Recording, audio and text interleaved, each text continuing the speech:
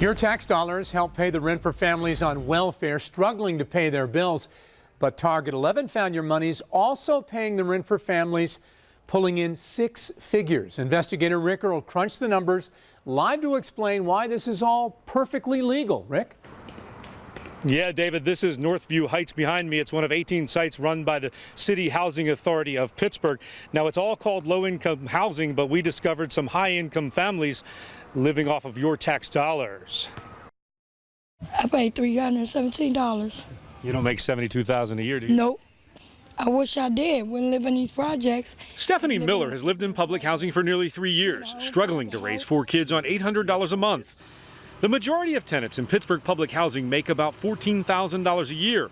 But Target 11 crunched the data and found 24 families living in public housing earning more than $50,000 a year. Did you realize people were making that much money living in? No, sir.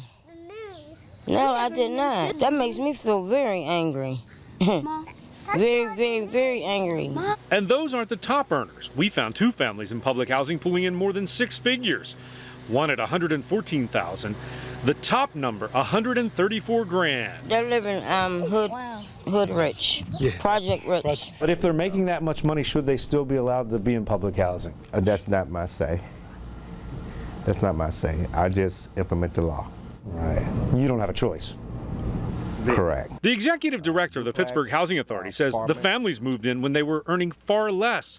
And he says the figures now include other people. The kids stay there longer, but they are unable to have affordable housing for themselves, and they stay with the parents. And when you take all those incomes and combine them, that's how you get to that number. Castor Binion says those 24 families represent less than 1% of the families in public housing.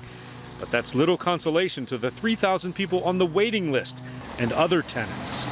Shouldn't you move out and give somebody else the chance to live in one who needs it? Yeah, most definitely. Yeah, because you can get a house to rent to own, you know.